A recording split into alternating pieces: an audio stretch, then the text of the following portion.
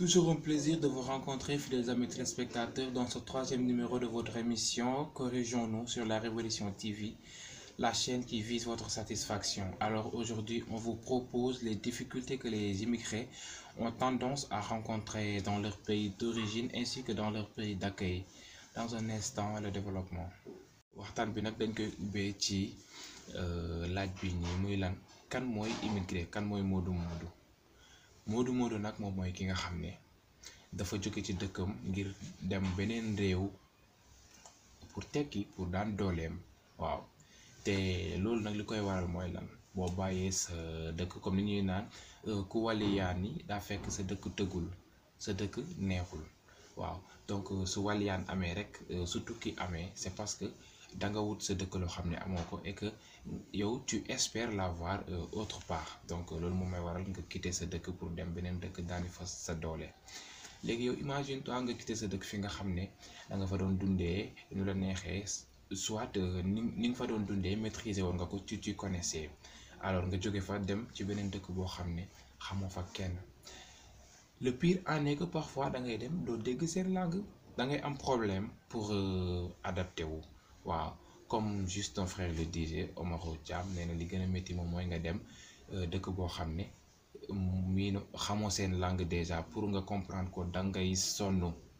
moo ngi noonu déjà loolu juste c'est ton problème, c'est une difficulté vraiment qui pèse lourdement. Plus de cela, tu te retrouves dans un pays étranger fi nga xam ne tubaab yi ñoom ñoo fay dund nit ñu weex ñi te on constate que ces temps-ci on est beaucoup plus victime de racisme. nga dem ci dëkk ñu di la won ne yow mi kat nit ku ñuul nga, ñun nit ay nit ñu weex lañu, donc on est différent.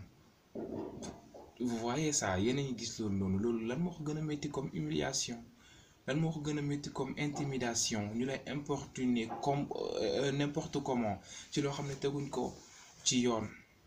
ana kan moo lay wax ne ñoom nit ñu weex ñoom ñoo gën nit ñu ñuul nii non loolu ça vraiment ça n'existe pas. loolu dinaa ci ubbi benn genre parenthèse.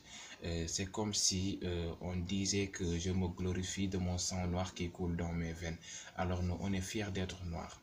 donc yow imagine toi yow nga jóge sa dëkk dem pour daani sa doole ci beneen dëkk nga dem, on te fait croire que tu es inférieur à nous. Tu te sens carrément tu te sens carrément diminué, tu es humilié. yow da ngay segmenté wu da ngay segmenté wu yow, même boo amoon soo amoon confiance ci sa bopp pour réussir, yow tu perds ta confiance pour la plupart des gens. yow su fekkoon da nga amoon dévouement sur ta passion, da nga amoon itte, da nga bëggoon tekki 100% yi nga amoon, yow tu ne retiens que 30%, voire même 25% si vraiment tu n'es pas fort. te là moom tu ne peux pas en être fort parce que te koo fa amoo ku la soutenir. même boo amee ku la soutenir, yow tu es victime de cela, lui aussi il en est victime. voilà donc ça nous touche nous tous, nous noirs. donc loolu rek difficulté la ñuy dund foofu noonu. hormis ça, dañuy dem dëkk boo xam ne climat bi bokkul ak seen climat. vous voyez, juste pour compatir, je me suis mis en bombeuse juste pour compatir voilà votre douleur, pour compatir vos difficultés rencontrées, tout ça là. nga dem climat bi bokkul, seddaay bi ngay fekk foofu noonu day sedd bay taw, day sedd bay neige, yow xamoo woon boobu seddaay. lan moo gën a métti loolu? et pourtant tu es obligé ngay jóg chaque jour, tu es obligé ngay fajaru ci seddaay boobu noonu, même bu dee taw glace tu es obligé ngay wekk glace di dem encore pour juste dem ut la nga xam ne di nga ko am mën a yónnee ñi nekk sa ginnaaw. loolu c'est une en fait vraiment je sais même pas comment qualifier ça. loolu dafa métti carrément. xam nga moom moo tax ñu war a mën a bàyyi xel ci sunuy papa, sunuy nijaay, sunuy mag, sunuy rakk, sunuy tonton, sunuy xarit yi nga xam ne ñoo ngi réewu nit ñu weex ñi ngir daan seen doole, ngir rek satisfaire. je vais juste dire que ni ñooñu ay jàmbaar lañu, ce sont des forces, ce sont des battants. voilà parce que malgré tout cela ñoom dañuy dëgër bopp, dañuy toog pour lan? loolu lan moo ko waral? jom, fulla ak fayda, bañ ku leen xas, bañ gàcce. moo tax lépp luñ fa mën di dund ñoom dañuy toog xam nga ba am li nga xam ne ba am as tuut sax laay wax, parce que ku sañoon da ngay am li nga xam ne séntu nga pour am ko da ngay am sa njort, mais là on constate que ni da ngay dem foofu noonu pour tekki, alors ni ngay tekkee c'est diamétralement opposé ak vraiment ñi nekk sa ginnaaw ni ñu koy xalaatee. Et je veux en venir juste ci considération famille, ci attention bi sa famille wala attention bi sa ñi nga xam ne ñoo la woon ginnaaw di la porter, parce que c'est très important, parce que ñoom aussi dañuy jouer ci mentalité ñi nga xam ne ñoom ñooy seen doom mag comme ci mën di doon da nga am koo xam ne c'est un immigré vraiment mu jógee foofu noonu pour dem beneen dëkk ngir daan dooleem. Imagine ta yow kooku dem ak li ma fi jot a relaté yëpp ci difficulté, yow chaque jour tu es au téléphone, tu l'importunes, tu l'intimides, xam nga, teg ko pression, alors yónnee ma lii, alors defal lii, alors nit kooku boo ko laajee tey bu la ko yónneewul suba tey jii nga mere ko, xam nga, tu l'appelles monte de wax naa la lii dafoo lii, yaa ngi faj soxla diw, yaa ngi faj soxla kii, ana kan moo la wax loolu?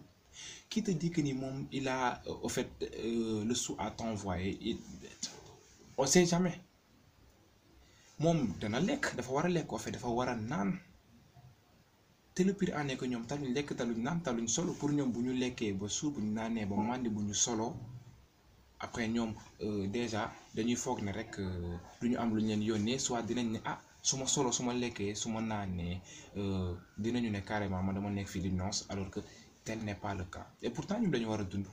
Donc pourquoi nga war a mën a toog ci sa téléphone woo nit ki envoyé ma lii? Est-ce que yow bi muy liggéey ñëw nga jàppale ko? Est-ce que bi muy liggéey woo nga ko encouragé ko? Et pourtant ñoom loolu la ñu soxla. ñoom ñi dem wuti soxlawuñu vraiment sax seen dërëm, parce que bu dërëm amoon fii duñ dem liggéeyi. mais lan lañ soxla?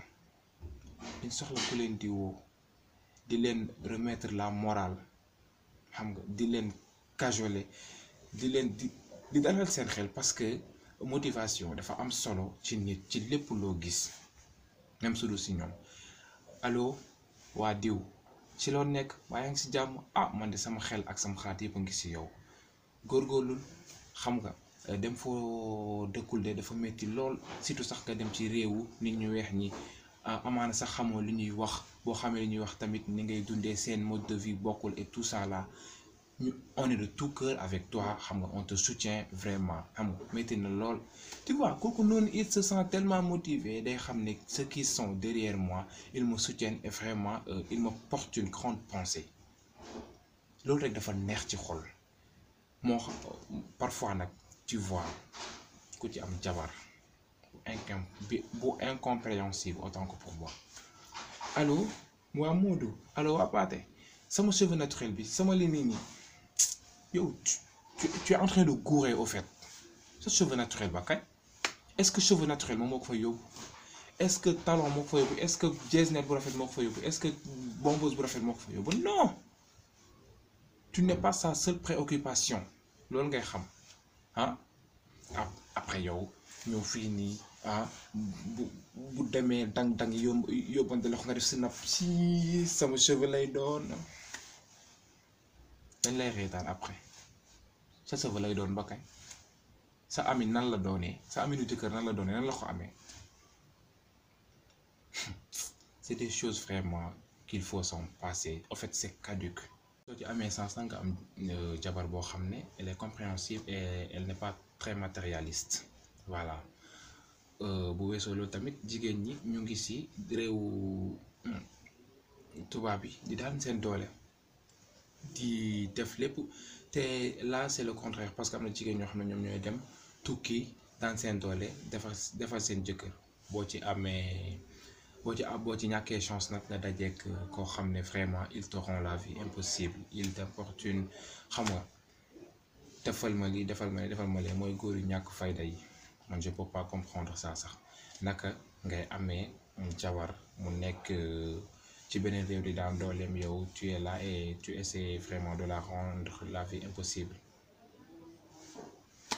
hormis son jëkkër yaa sa famille, ndey diw sama diwlin jeex na, sama gaz jeex na, di da nga xam lan la fay def. loolu mooy waral sax parfois jigéen ñi dem foofu noonu di jaay seen bopp.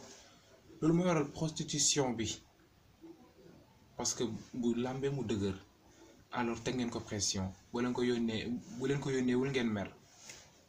Elle vend son corps day dem jaay boppam alors ngeen lekk xaalis bi reetaan foo kaf pour yenn affaire boobu noonu dina leen jig non parce que tax ngeen mu jaay boppam te bëggu ko woon, c'est involontaire de sa part. Corrigeons les comportements au fait waaye parce que jóge sa dëkk dem beneen dëkk dafa métti torop neexul aussi ngay dund yenn reproches yi, neexul ngay dund yenn pression yi.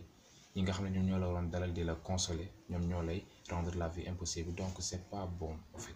Corrigeons-nous pour de bon. Alors avant de terminer, nous allons vous laisser par ces beaux paroles accompagnées avec de la belle musique. On se retrouve tout juste pour la fin.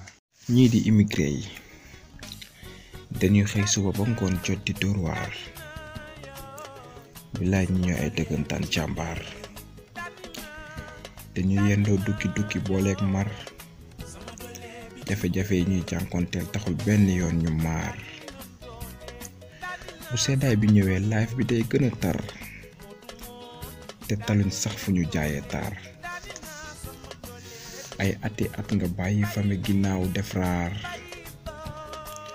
saay su ne sa coup de fil lañuy xaar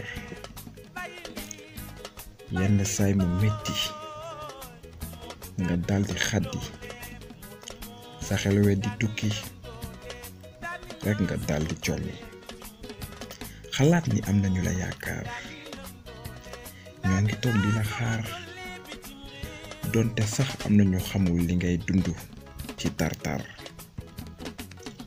xëy ci kër yendu ci ak naaj bu tàng jër xamoo sax looy wër loo gis nga yër amuloo ci benn heure dangay dem ba sa kër sax doo xamati fu mu féete nga daldi réer mbokk yi nañu bàyyi ci ñi xel tey dalal seeni xel soo ci amee dee ko woo di ko dalal yenn saay nga koy xelal da koy soxla lool ndax tukki rekk dañ doy na misaal. Voilà, c'était tout pour aujourd'hui et on se donne rendez-vous très bientôt sur un autre numéro. Restez sains et saufs, merci.